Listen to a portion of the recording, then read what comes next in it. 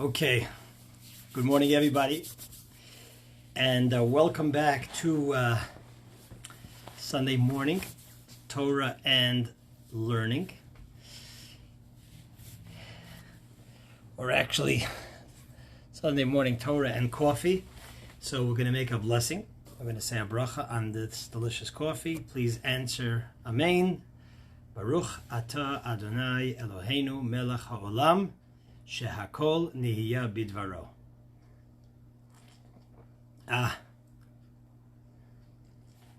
Some good coffee. So I want to maybe try today to have maybe a different style in our class, and this is the first time I'm doing this. I haven't really looked up how to do this, so it might work or might not work. But as you could see, the title of the class, which is, Unorthodox. Did Netflix get it right? And so I thought I'll give my 2 cents over here to the discussion that many have been having with regards to this Netflix series. And I want to say up front, I have not watched the series, not for any particular reason. I have heard about it from others and seen others discuss it, and I will add that I believe I'm a bit in a unique place. I say this just based on my life experience, because my upbringing was that I have actually been both in the world of Satmar and the world of Chabad. And let me perhaps explain that a little bit more. But let me back up a second, as we're having here an open, honest conversation and talking to our friends here on Facebook. What I want to do different today, and I'm going to try this out, is that if you have any questions, I would actually like to bring you on screen, because you could do that at Facebook Live. And if you have a question on the film that I could try to address, again, I haven't seen the film, but if I, based on real life, as a so-called Orthodox Jew or Hasidic Jew, I would love to engage directly or personally. So if you have a question and you don't mind coming onto the film, onto the interview over here, which I could do on Facebook, I'd like the audience, everybody else, all our other friends, to actually see your question and hear it directly from you, and we could try to address it. So if you want to do so, I'm not sure how for you to grab my attention, but I would very much like to do that. So I don't know if it's by sending a message, a separate message. I'm sorry. Let me silence it. I usually put the phone on silence. I forgot to do that this time, so let me just do that quickly. Let me put the phone on silence, and let me also. Here we go. Thank you. Okay, I'm sorry that we timed out for a moment over there with the connection. I switched it from Wi-Fi to 5G because sometimes with Wi-Fi we lose the connection. So we're back here. So as I started to say is that I have this unique life's experience of being in both worlds. So let me explain that first. When people hear the word Orthodox, it can mean various things to them. When people hear the word Orthodox, it usually includes an umbrella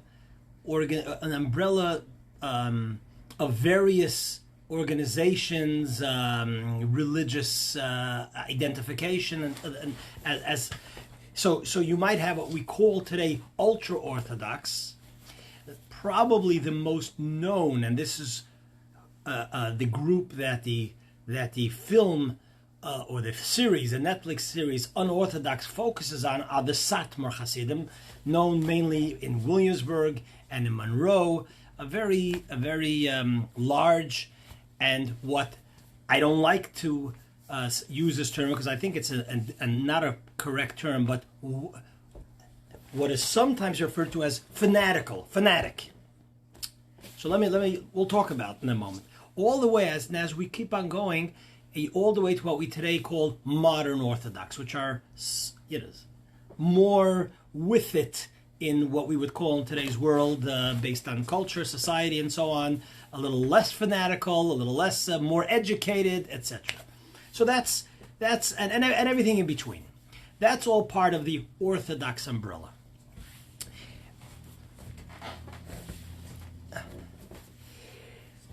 So, if you don't want to come on screen, please just send in your question. We'll try to address that as well. So, I have gotten questions. I've personally gotten questions. I've seen interviews. So let's try to get to the core over here. You know, I will highlight this maybe with a personal story. And it was like a cute story. I was traveling with a fellow here from Coral Springs. Will not mention the name, but a dear friend. If he's listening to the class, he'll know what I'm talking about. A dear friend. I took a trip to New York, and we went to the Ohel. We went to the Rebbe of Blessed Memory's gravesite to pray, to daven, and we then decided to take a trip to different parts of New York, primarily more to upstate, to the Catskills and so on. And we stopped off in Monroe. And there,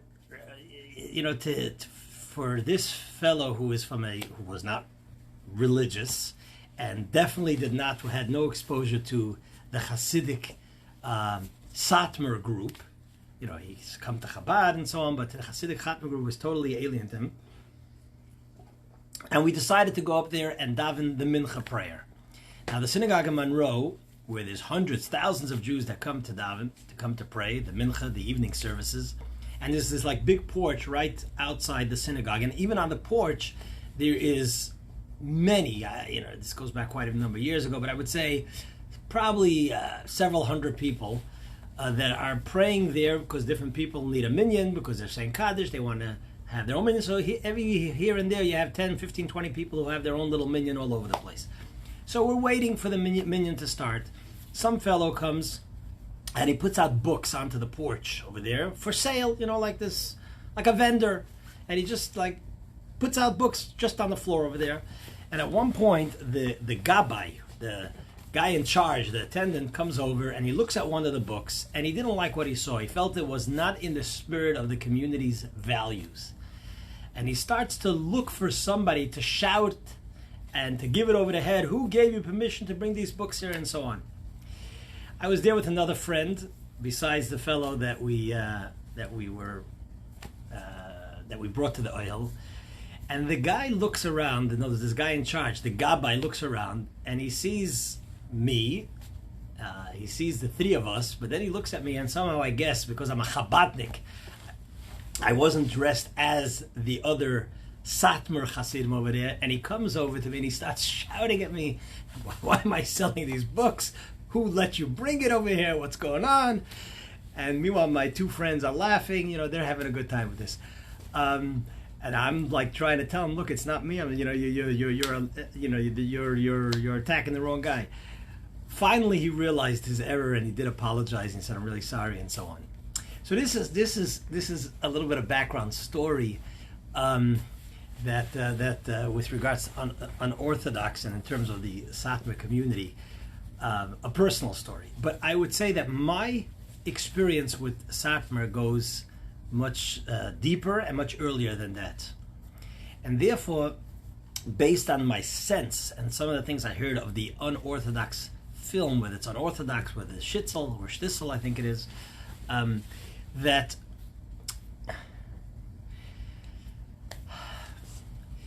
a couple of points, and again, please ask questions. A couple of points. Human beings always view the world based on their own reality and their own experience, which is normal. That's one ground rule over here. Number two, Hollywood always will like to sensationalize. Number three, Hollywood will always, not always, but most of the time, focus on the negative. Focus on fear. You'll have a scene of somebody chasing someone in a shootout. Very seldom you're going to have a scene of just real happy life. I mean, that doesn't attract. Maybe not a scene, but at least that is the focus or the foundation of the series. So having said that,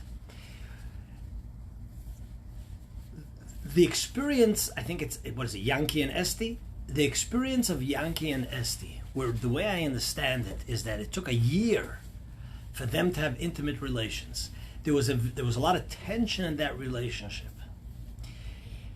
So if somebody's going to ask me, does that, or as I'm told, the way the series expresses or portrays the Satmar Orthodox community, that they're very uneducated, very simple, non-human, etc. So is it possible that this woman's experience reflects that reality? Of course that's possible. Just like in any marriage in society at large, that can occur. And that's not a reflection of marriage, of the institution of marriage. So with regards to the Hasidic community or the Orthodox community,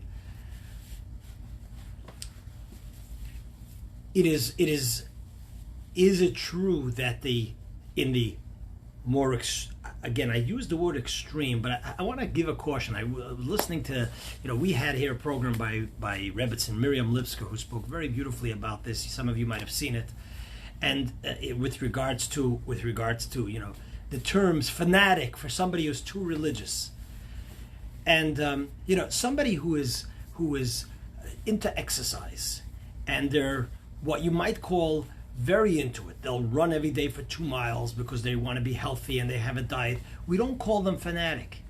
If we have to, we're into sports, and as a result of that, we know all the stats, and we could tell you, the stats. I mean, I grew up as a Yankee fan. You could tell you what Babe Ruth did in the 1920s and what Thurman Munson did, Greg Nettles, whatever it is, right?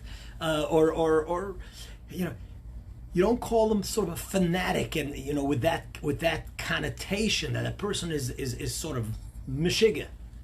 But when someone takes their religious values, their upbringing, and wants to lead a life according to those values in a very serious, committed way, we call them fanatical.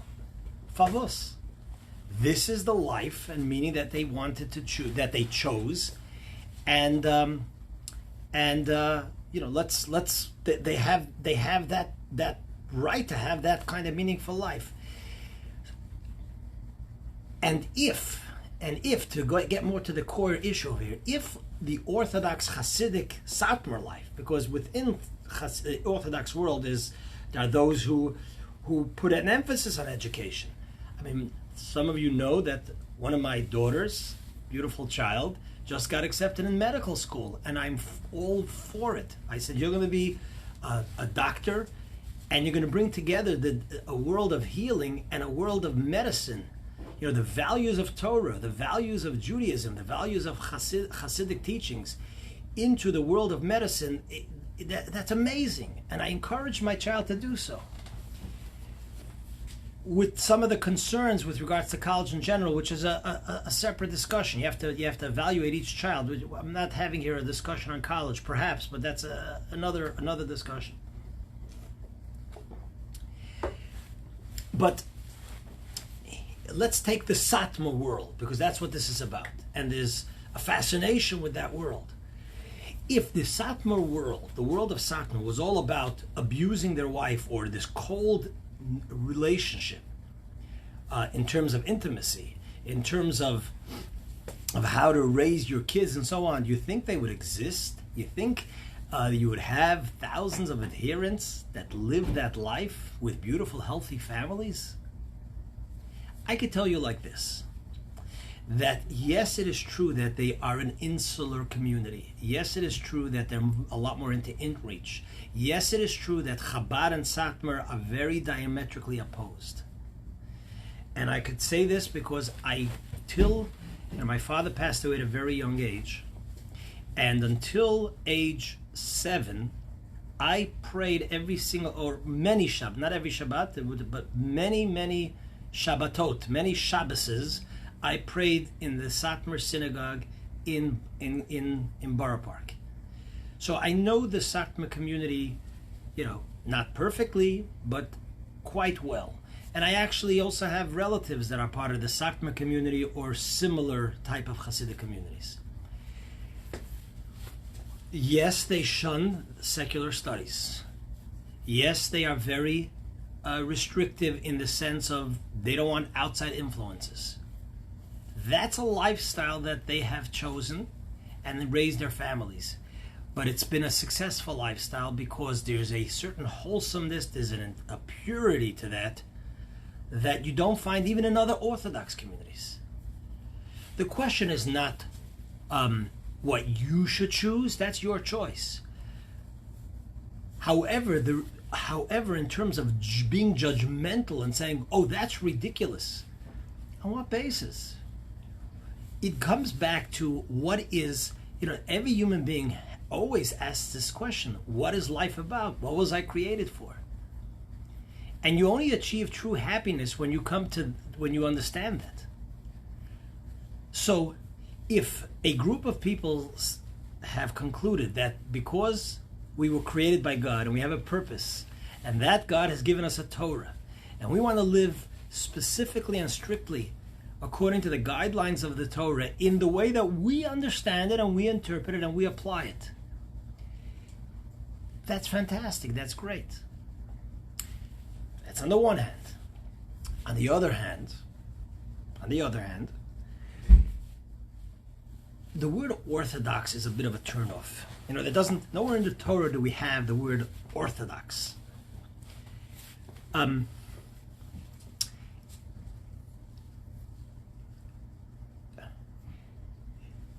Like anything else, you could use the Torah, you could use religion, you could use orthodoxy as a way of becoming inhumane, as a way of putting that above your family, putting that above your fellow man, and so on. If you, and not only that, often you'll use that even as an excuse for not being what we would call a mensch. And what I mean by that is that being a mensch is not more or less important than being religious. Being a mensch is part of being religious. Being a mensch is part of being a Torah Jew. Let's take the word orthodoxy and try to put that out of the way. Being a mensch is part of what the Torah wants you to be. It's not like being orthodox is something that is in conflict or takes over or tells you that comes first. That's such a misnomer. God gave the Torah at Mount Sinai, we just coming from the holiday of Shavuos, because being a Torah Jew is about being a human being, being a loving human being. Not only that, before God gave the Torah to the Jewish people, it says, Vayichan Sham Yisrael ki ish echad b'leiv echad. The Jewish people rested over there like as in one. Jewish unity was a condition, a foundational experience that the Jews had to have before the Torah was given. Why? Not because unity, love supersedes the Torah. It's because that is what the Torah is about. So if a person says, I'm religious, and they're not sensitive to their wife's needs, they're not sensitive to their kinderlach, they're not sensitive to their children, not dedicated, committed to their children, then they're not living a Torah life. So that's the two sides over here that are so important when we watch a series like this. On the one hand, remember Hollywood, and I'm sure you all know this, dramatizes. Number two, could it be that this woman had a very bad experience? I know she had, or a very sad experience. I know she had. Again, I did not watch the series, but she had medical issues and the struggles. The husband maybe didn't know how to deal with it, etc. On the other hand, to condemn an entire group or make an entire group look unfavorable. I could tell you firsthand that the amount of kindness, the amount of gemilat chesed. My mom my mom is elderly and she's been in and out of the hospital from time to time, as happens, but thank God she's doing well now. If you go to any of the New York hospitals, any of the New York hospitals in Manhattan, the big hospitals, you'll find a what they call a Bikur Cholim room. A Bikur Cholim room in the hospital. They've arranged with the hospital a room where you could go in. The combination lock is with Hebrew letters. You could go in there any day, any time of the night, at no charge. There is food galore, so that you're visiting your loved one, and it's all there. This is all chesed. This is all chesed, kindness that's being performed by the Hasidic community. My mother was helped with getting money from the German government because she had to run away during the Holocaust, and many other forms that they helped her sign that she, as an elderly woman, would not be able to sign. They have an organization set up for that. I think it's called the Jewish something. I don't remember the exact name. There is so much chesed and kindness that goes on in that community that it's beyond impressive. But Hollywood likes to focus on the negative because that's what attracts us. That's on the one hand. On the other hand, being committed without getting it and understanding what it's all about is a problem. Is a problem, and it's not what Torah is, and it's not what Judaism is. We haven't been here, to use a line that I heard from Manis Friedman, or I'm paraphrasing.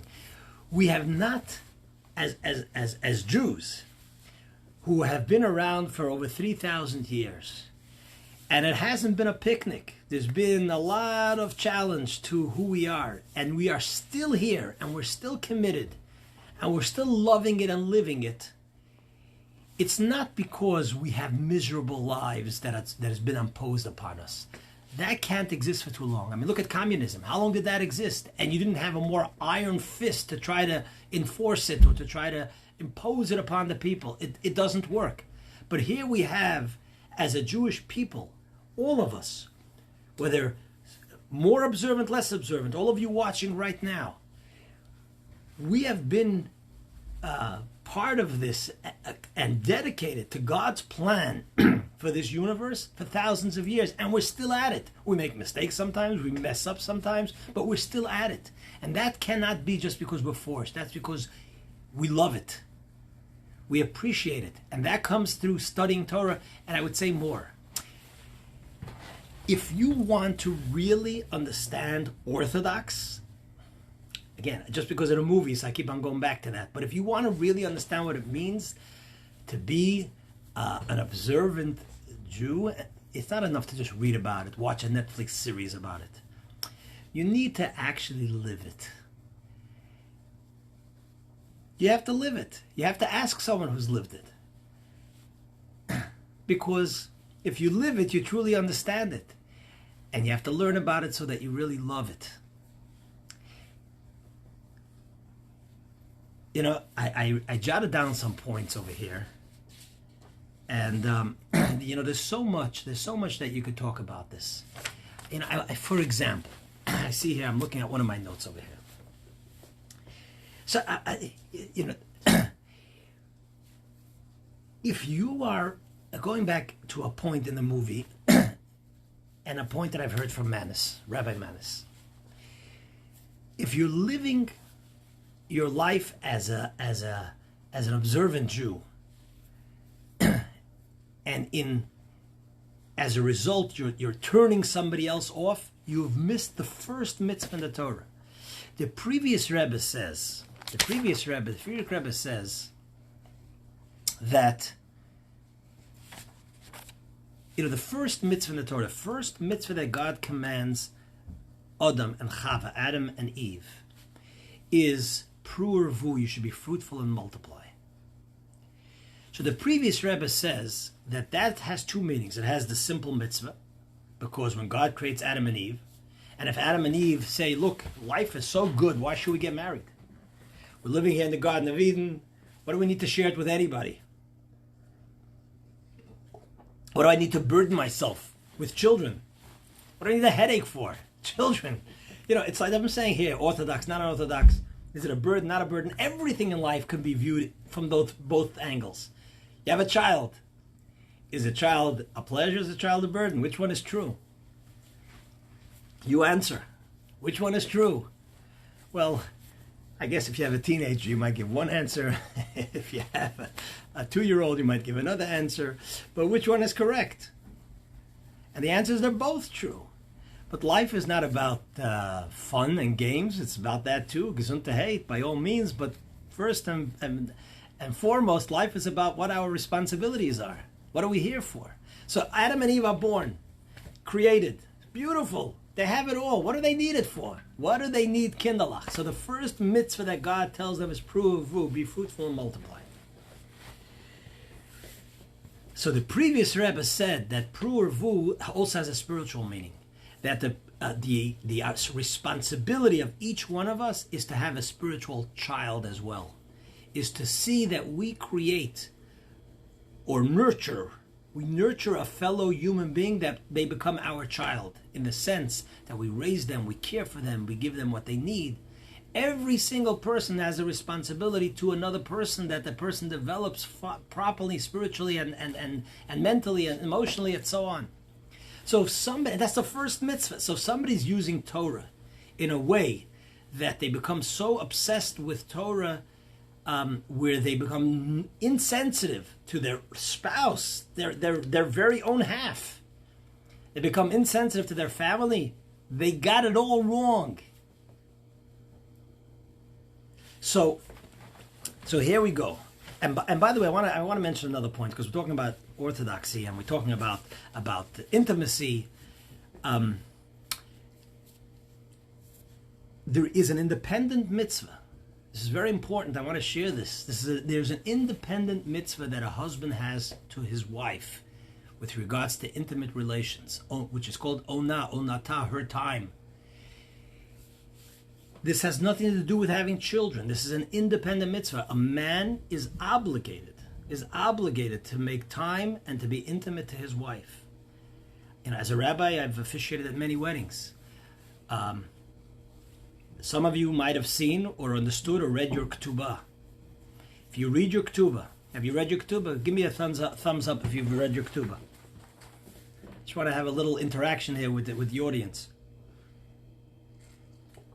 I can tell you like this, that one of the things that it says in the ketubah, which is a biblical obligation, is that the man will provide for his wife her time, meaning her time for intimacy. So there's a mitzvah independent of having kindalach. You are obligated to look after her and to treat her in the best possible way. There's a lot of questions here we could address. I'm going to look through. Bear with me. I'm taking my glasses because it's a little harder for me to read. I'm going to look through if anybody has a question over here. And if you have a question, go ahead and ask me right now. Okay, bear with me. I hope my nose doesn't get in the way over here. Is there anybody who has an actual question that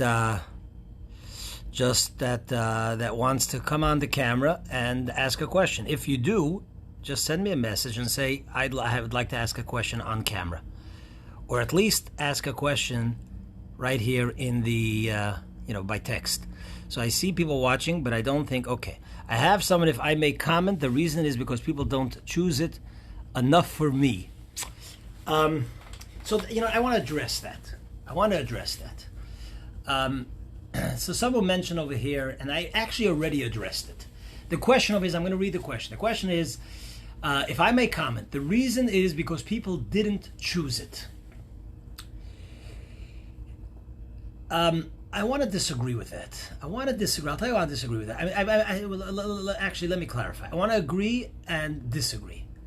I want to agree that, of course, there's many people who will continue, who are like myself, who are what we use the expression FFB, from birth. That we're born into it. We don't have a choice. It is what it is. But that's not correct. And there are people, I don't want to call out any names just for privacy, there are people who have been born into it and have had a bad experience. Okay? There are people who are born into it and have left it, like Esti over here in our film. Yes? There are people. Whoever's knocking, I'm sorry. Whoever's knocking, I'm middle of a live broadcast. I cannot answer the door now. Let me give you the keys. Guys, bear with me for 10 seconds. Someone has to get into the kitchen. I'll be right. I'll actually, not even 10 seconds, right now. Okay, I'm back over here. So, here we go. Now, it's posted on Facebook, so I'm going to read because I'm addressing this comment. So bear with me over here as I read over here. Coming from that background, it is a beautiful experience to those who like it. I will add that those people have the biggest amount of chesed, as I said before. Chesed meaning kindness. As I said in my previous comment, the only real problem is that it's not by choice, and it makes it very hard for those who are not a fit. But again, it is amazing for those who like it, and the majority likes it. And I will agree with that. So I'm addressing, and since it's posted on Facebook, I usually like to keep people anonymous, but since it's posted here on Facebook, I will say his name. This is a comment from Ari. I'll just say the first name.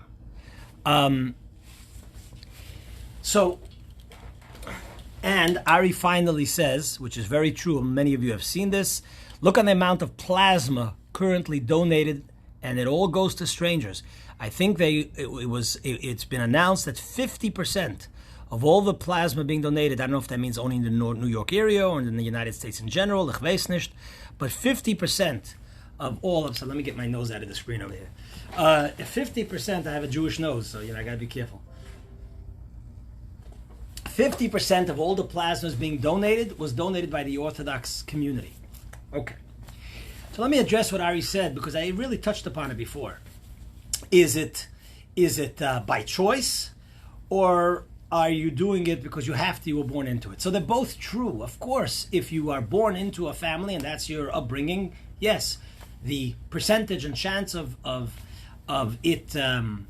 you continuing in that way is very high, no question about it.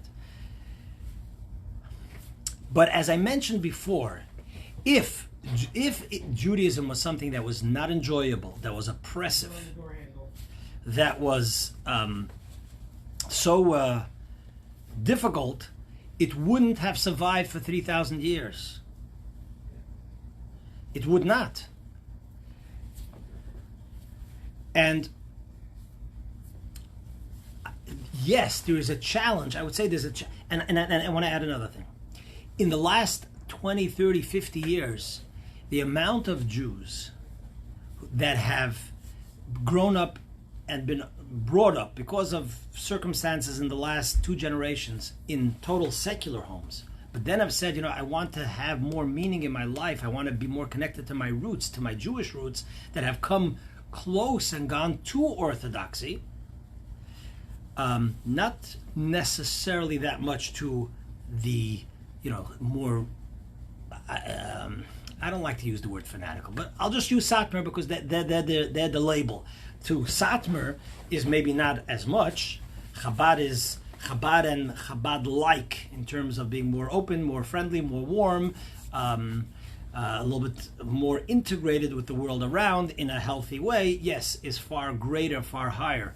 But the fact is that Jews have flocked greatly, not to their roots. And when I mean that, when I say that, I don't mean necessarily that they have taken on a full life of becoming, having a lange board like I do, and etc. But that have taken on a mitzvah, that have come, that have studied, that want to know more, that want to have meaning, that take on one mitzvah, putting on tefillin, lighting Shabbat candles, going to the mikveh, whatever it might be, is phenomenal. So that tells you that it's not just something that we are forced into, because that would not work. So there's like a little bit of both on all ends. And yes, any relationship has its guidelines, has a structure. I mean, that's the way it is. So that's addressing that question. I'm trying to see if there's any other questions over here. Was noch? Anybody else? Anybody else have a question? Please ask, because if not, I'm going to look at my notes here, see if there's anything I jotted down that I want to discuss. A minute.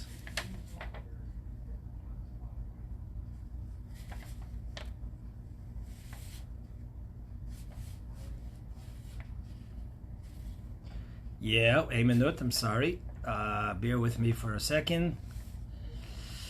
Yeah.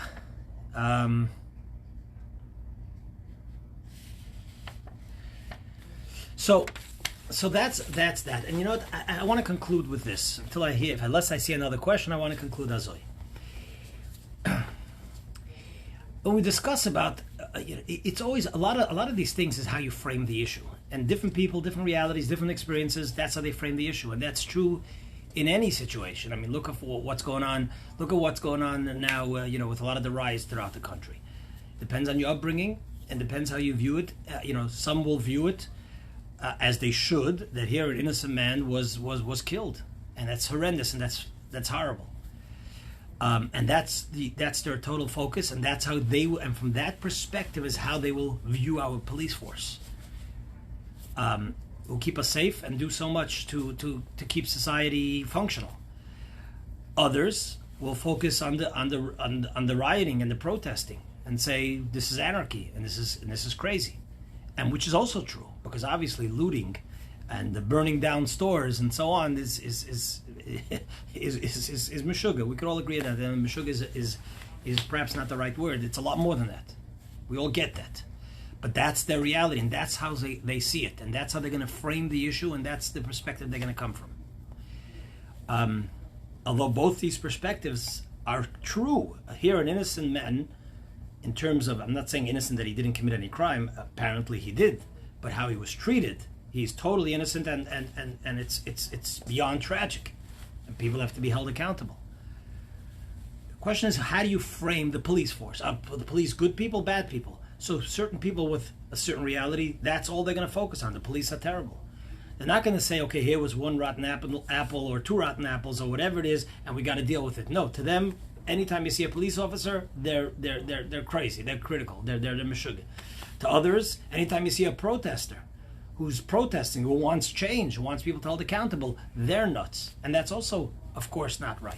So a lot of times issues are framed. The media, of course, has their desire is to get clickbait. They want to make money, whatever it is. You have honest journalists, and you have those who it's all about making a buck, which could be harmful to society. So everybody frames the issue in what is either their preconceived notions or in what's to their benefit and your target audience.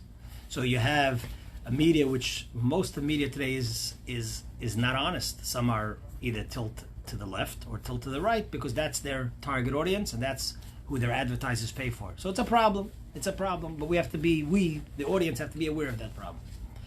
So however, we as Jews, we were made by HaKadosh Baruch Hu. We were given by God a mission. Our mission is to make this world a better place through the lens and values of Torah, which are so beautiful and so amazing. So therefore, we have to frame the issue of Torah Jews.